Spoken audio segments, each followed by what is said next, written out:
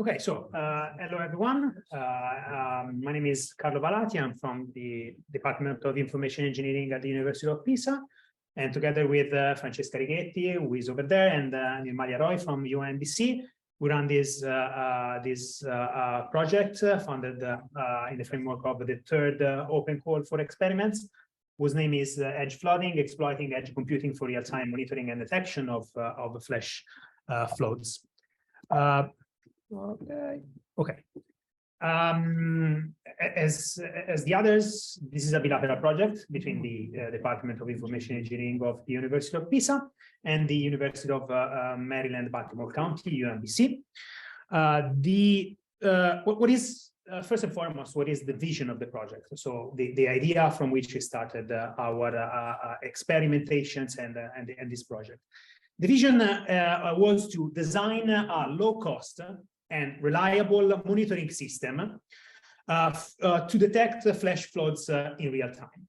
Okay, so the idea was an environmental monitoring system, and specifically we targeted this flash floods detection based on heterogeneous sources of information. Okay. And the main one was image analysis. Okay, so the idea is to install cameras on a certain area, a flood-prone area, to monitor a river, some flows of water, and so on. Take pictures of the area via smart cameras or surveillance camera already installed, transmit them to a service, and analyze them via a machine learning algorithm. Okay. With the goal of alerting the population early on when the flash floods when the water level was rising and floods were about to happen. Okay. The idea of the submission of our experiment started from a prototype of a system that wanted to implement all those functionalities that was already available at UMBC. So our US partner already developed a cloud-based prototype of a system for flash flood detection based on image analysis. The prototype was very simple. You had the smart cameras on one side. Those cameras were taking pictures of a certain area. Those pictures were transmitted to a cloud-based service, a cloud-based platforms where the images were analyzed using a machine learning algorithm. In addition to the information provided by the images, the cloud service were collecting also information and data from social media or some sensors deployed on the field. And the service was aggregating all this information in order to send an alert when required. This is the overall architecture of many systems for environmental monitoring, okay? And the main drawback of this kind of architecture is the centralized nature of the architecture itself, okay? So data is offloaded to the cloud, is transmitted to the cloud, and in order to do that, you need an internet connection, okay? In this case, you need an internet connection for the smart cameras to transmit the images to the cloud. And this is a sort of issue, okay? For instance, one is that is expensive. Okay, you need an internet connection, and the video feed is continuously transmitted through this internet connection, which might be costly. Another issue is the fact that if you have a network outage in this internet connection, the service might interrupt, since without the internet connection, you cannot transmit the images to the cloud platform. Okay. Based on those shortcomings of the current architecture, we came up with the idea of these edge flooding experiments. As the name suggests, the goal of our experiments were to assess the feasibility of using a different architecture, a different paradigm, an edge-based paradigm of using edge computing for creating a system like this, okay? So the idea is to basically redesign a centralized system like that in order to distribute the logic and bring some of the logic in proximity of the smart cameras in order to avoid the continuous offload of data in order to, on one side, reduce the costs. Okay, so you don't have to upload all the images to a cloud-based platform. You might have a computer an embedded system installed in proximity of the smart camera, so you can analyze the data locally. And with this architecture, you reduce the cost. And on the other, you have another benefit. You improve the reliability of the system. Okay, images are analyzed locally, okay, with a co-located board, a co-located system, or a system that is installed in the area in proximity. And so you are not prone to outages due to network issues. Okay, the goal was to answer the question if this kind of approach is feasible, in particular with respect to the image analysis task. Okay, so the first phase of our project was to redesign the platform. As I already mentioned, we already had a prototype available, a cloud-based prototype. So the first thing to do, it was to reconfigure the platform they had in order to use microservices out of self-contained modules that could be redesigned in different architectures with a different configuration. Okay. In particular, we created three modules: one module for image analysis and another module for aggregation of data. Okay. These two modules, in addition to a camera module that was creating the images from the field, were used to design two different scenarios. Okay, a cloud-based scenario when the images still are transmitted to a cloud platform, or an edge scenario in which you have the camera on one side. In proximity, you have installed an edge computing device where the inference module to analyze the images are located. And then you have an aggregator module that is still connected to the cloud.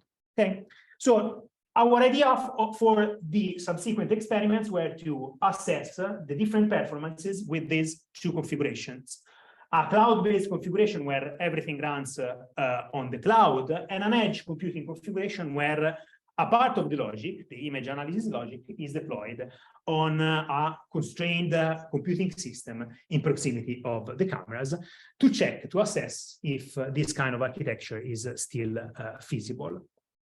After modifying the platform, we ran phase 2, when we actually ran a wide range of experiments in order to check a wide range of configurations, of different configurations. Okay. In particular, we considered still the cloud-based platform, the cloud-based scenario, and we also considered 3 different configurations for edge computing. Okay, a near edge computing configuration where you have a powerful edge system that is more close to the cloud platform than the field. A far edge configuration when you have the computing system which is more close to the field than the cloud platform, and an on-site configuration where the image analysis is performed on an embedded system co-located with a smart camera. Okay, these 4 configurations, of course, have a different set of resources. Okay, the closer you are to the cloud platform, the higher the set of resources that you have on the system are. Okay, the closer you are to the field, of course, the more scarce the resources you have are. Okay, and we map this heterogeneous set of resources available for the inference modules or for the analysis of the images with a different set of configurations of the node that we used for our experiments in those different in those scenarios. Okay. In order to run our experiments, we used 3 test beds.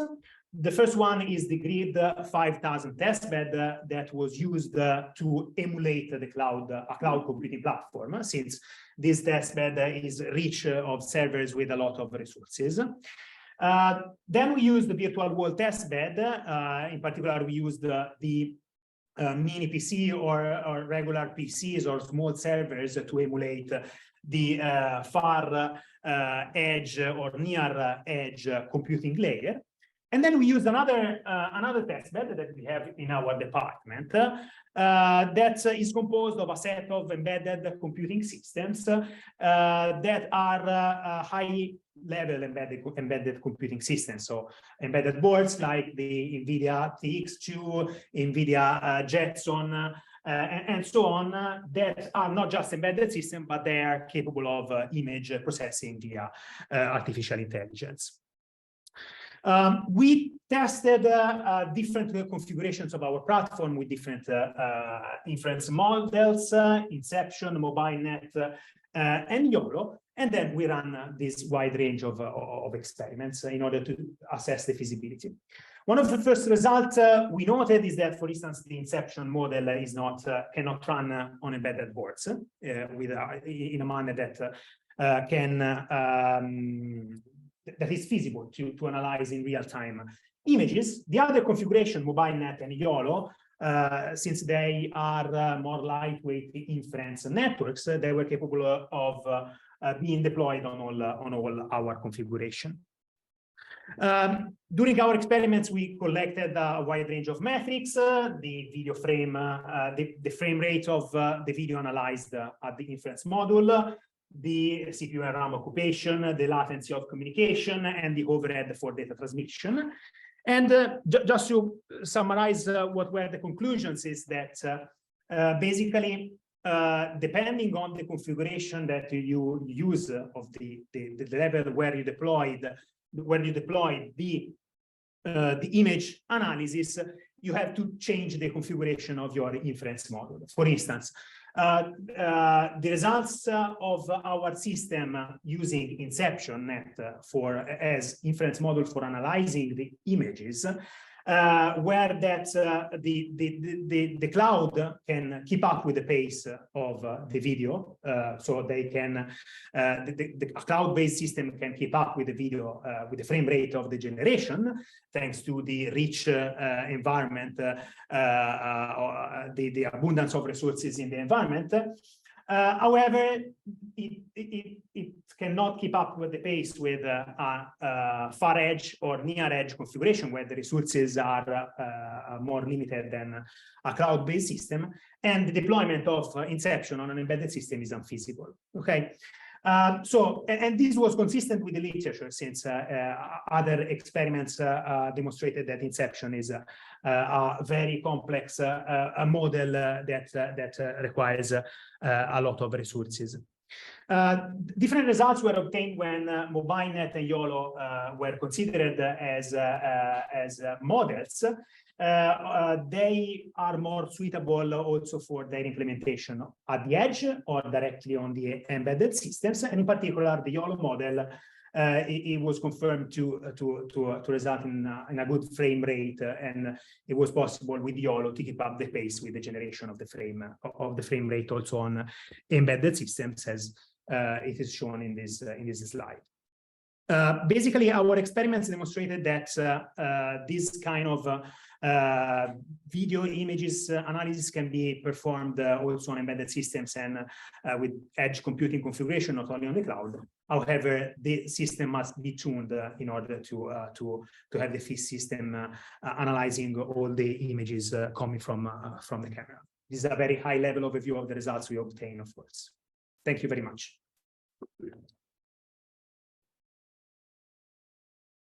Yes. Sorry, I have a question. My question is, who are the recipients of the knowledge generated at the level of edge? So, can you repeat the question, please? Can you repeat the question? Say it on the microphone for the people at home, so we don't forget. My question is, whom are the recipients of the knowledge generated at the level of edge? Are the recipients? The knowledge generated at the level of edge. Sure. Shall I put it this time? The people at home, they understand. I hear you, but the people at home. I know. So my question, since you moved from the cloud configuration to the edge, so my question, whom are the recipients of the knowledge generated at the level of edge? Sure. So basically, you don't move everything at the edge with the edge configuration. Okay, as I mentioned, the initial platform was modularized. Okay, we created some microservices, and you have a microservice that consumes the video frames from the camera on the field and runs at the edge. Here you have inference is executed. So basically you're analyzing the images and you're detecting if something happens. Okay, if something happens and continuously anyway, an aggregation of the information, okay, which is the result of the analysis, is transmitted from the edge to the cloud. Okay, so eventually the recipient of the information resulting from the inference of the analysis is still the module running on the cloud. Okay, I think that answers your question. Okay, if you want a fully distributed environment, okay, where you decentralize also this functionality, of course, more deeply designed would be required. I don't know if that was your direction. I would say yes, that we can actually the edge by definition is supposed to act so. I mean the edge has not to send this steady stream of images. Then he would like to detect kind of something weird that would happen and send the edge is supposed to send only the gist to the cloud. Yes, that's what happens. That's what happens. I mean, the images are not transmitted to the cloud. Images are transmitted here at the edge. The edge analyzes the images and then transmits only a digest, only an information, a short summary of what of the results of the analysis. Okay. Any other questions? Yes, Carlo. Thank you very much. A similar question to earlier. How was your experience with working with Fed for Fire, connecting with the virtual wall? What was that something that you had done before, or was this kind of a new interconnection that you did? And what was the experience like? No, we had another we had an experience with the virtual wall testbed. We were the recipients of another funding from the Wishful European project, and we were required to run some experiments on the virtual wall testbed. So it was not the first time for us. So initially everything went smoothly, at least for the virtual wall part. For the grid 5000, it was our first time to use the testbed. So initially, as you might recall, we had some issues of accounts and things like that. So at the beginning, it was not clear how was the relationship with them, and that bias came mainly from our past experience. But then after solving those issues, everything went really smoothly. Yes, I remember very well. Okay, thank you very much, Carlo. Thank you. Okay. Thank you very much.